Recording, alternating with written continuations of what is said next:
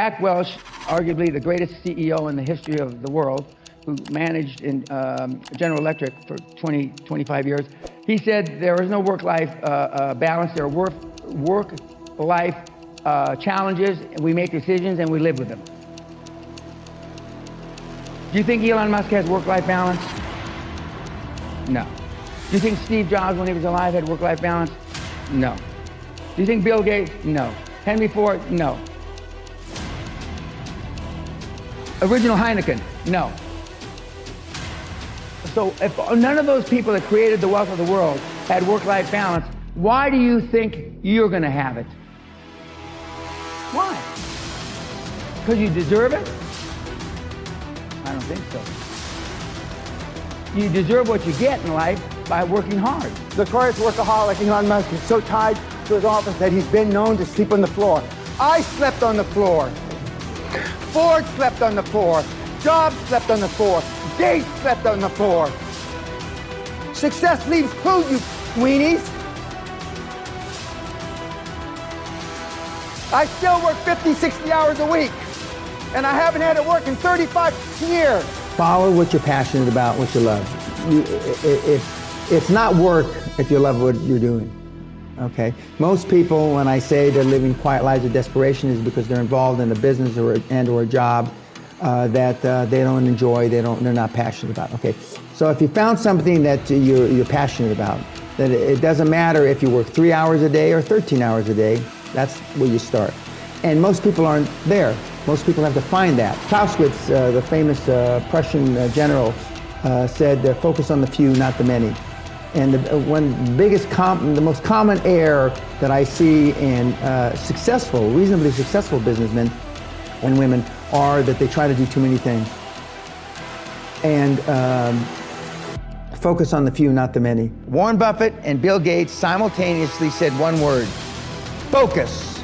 That's it, focus. And in the many years that I was 100% focused and I created a lot of wealth for myself, I only thought about one thing, and that was it. I'm not saying that it's easy, because if it were easy, there'd be like a QLA shop on every corner like Starbucks. My market is 700,000 people out of 7 billion, if you want to be me. 700,000 out of 7 billion. I don't know what fraction that is, but it's not a very big one. That's it. There's 700,000 people on the planet that can commit to the focus, the laser beam focus of the Gates, Trumps, Ellisons, etc. If you want to create generational wealth is wealth that you make in 20 to 25 years, because depending on where you Google it, a generation is either 20 to 25 years. We do that, and I've taught, and I did it myself, how to do it in 4 to 7 years, and virtually throwing everything that you've learned or read out the window. But it's focus, and not that many people can stay focused. In fact, that's an understatement. That goes on to say, hardly anybody can stay focused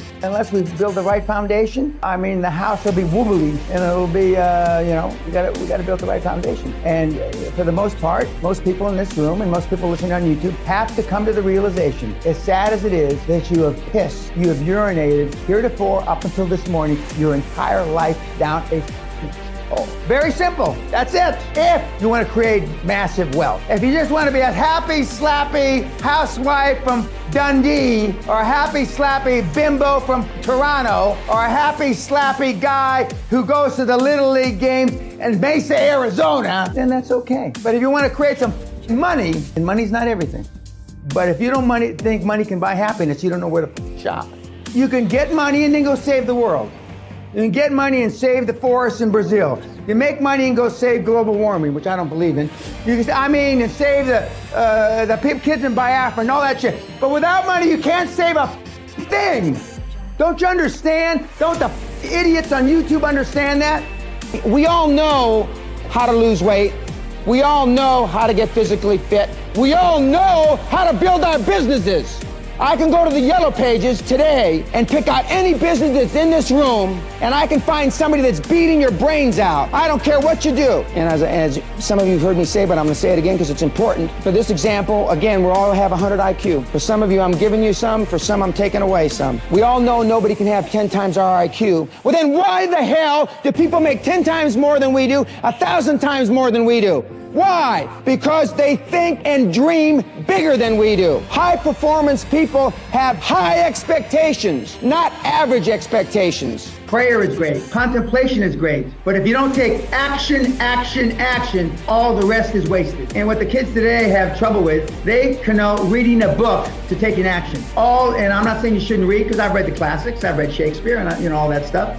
But it's not taking action. Taking action is pulling the trigger, going out and making something happen. And even if you fail. Most of you have not attained material wealth because you've stayed in your comfort zone. Every family has an aunt, an uncle, a grandfather that went out and lost a family fortune, right? Uncle Harry, crazy Harry, he lost 20,000, 50,000, a million, whatever the number is. Well, that resonates in you, in your brain, your little pea brain. And then you hear another one. Your roommate in college, he's got an Uncle Harry. So pretty soon, the only input that you have is people losing their family fortune. That affects you, i.e., you then live within your comfort zone, i.e., you don't take risks. A turtle can only move forward when it sticks its head and its feet out. And when it sticks its head and its feet out, it's most vulnerable, right? Biggest risk. Most of you have lived a bubble-wrap life. Most of you have been risk-averse. Why you are where you are? Because you just didn't do it. You didn't want to make a mistake. You got a mortgage. You got 2 ex-wives. You got a 15-year-old daughter who's pregnant. Your dad's got Alzheimer's. Your mother's got emphysema, spitting up blood. I can go on and on and on and on. But the bottom line is, if you had 15 years ago, you had just done it. 10 years ago, you had just done it. 5 years ago, if you had just done it. 6 months ago, if you just done it, you probably wouldn't be in the position you're in now. So I'm saying no matter what your age is, it's still time to just go out and do it. Just go out and do it. What are you going to tell your children? What are you going to tell your grandchildren?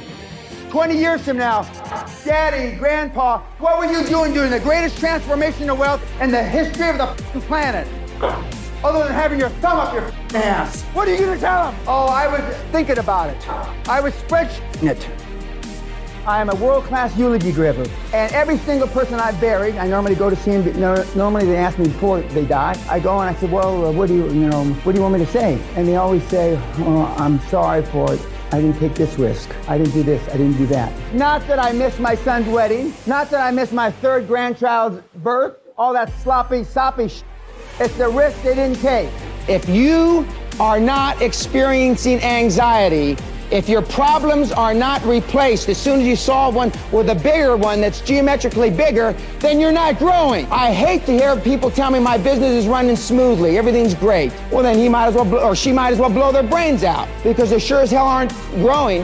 What my deal is all about is growing geometrically, quantumly. And just remember that and keep an open mind, because I have been there and done that. There's no question about that. Another thing, and I said this yesterday, just because you haven't done it, just because you've never been around somebody that hasn't done it, and just because you've never heard of it, doesn't mean it doesn't exist. Because absence of evidence is not evidence of their absence. I'm going to say some things that are real foreign to you. Some things that you've been taught by your parents, your grandparents in school, and basically all that is crap. Now, I'm not talking about moral issues and things like that, or religion. I don't get into that. So just keep an open mind. The high performance people that I will continue to allude to all day long live in a different world than you. They came from the same world as you did, but they live in a different world. They think differently.